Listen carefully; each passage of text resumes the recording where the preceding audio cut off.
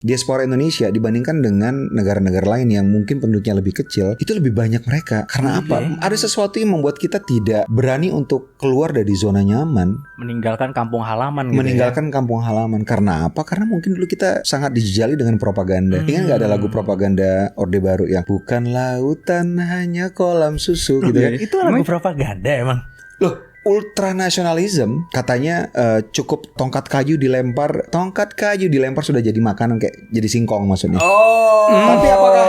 Tapi apakah itu kan supaya kita mensyukuri pemerintahan pada zaman itu, walaupun dibuat bukan oleh pemerintah, tapi ya disupport sehingga terjadi kondisi yang membuat orang bisa menciptakan lagu seperti itu. Tapi poinnya adalah bagaimana kita dibuat dininabobokan untuk mensyukuri apapun yang kita dapat di sini tanpa kita berusaha untuk mencari tahu apakah kita bisa mendapat lebih dari ini, terutama dari pemerintah gitu.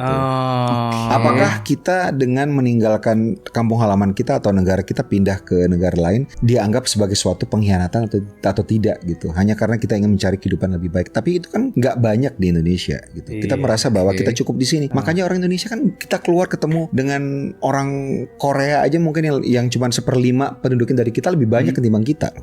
Ya kan ada Korean Town di mana-mana. Emang ada Indonesia Town di mana-mana? Di mana kita bisa ketemu Indonesia Town? Nggak ada. Karena apa? Karena memang kita dininabobokan gitu.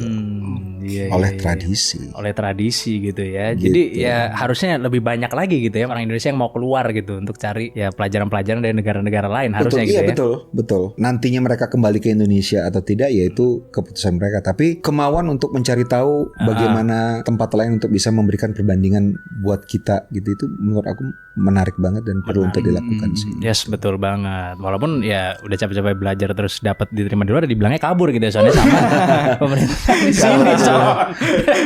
Iya. Tapi kan seharusnya kalau misalnya ada sebuah tempat yang men-treat lo tidak semestinya, lo mencari tempat untuk pergi ke tempat lain yang lebih baik. Men-treat lo nggak apa-apa sebenarnya. Nggak apa-apa emang. Nggak apa-apa. Harusnya nggak apa-apa ya. Harusnya nggak apa-apa. Udah trauma juga kali kan. Kalau disuruh bayar pajak terus makin segala macam, tapi kayak kok lu bayangin ya, korupsi puluhan triliun, ratusan triliun sekarang itu udah biasa gitu. Kuping kita udah bebal gitu. Kayak tiap minggu ada aja ya. Dulu tuh ada editansil namanya korupsi 1,3 triliun. Itu orang udah heboh banget, men. Heboh. Wah, gitu sampai sekarang masih tahu editansil. Sekarang 1,3 triliun peanuts, men. Apa sih? Sekali korupsi 10 triliun, ratusan triliun, duit tiba-tiba ditemukan hasil korupsi satu ruangan gudang warehouse gitu. Oke, duit hasil korupsi, that's it. Bayangkan itu seberapa bahayanya bagi kita untuk menganggap korupsi segitu besar. Ya, korupsi kecil juga bahaya. Sebagai sesuatu yang normal.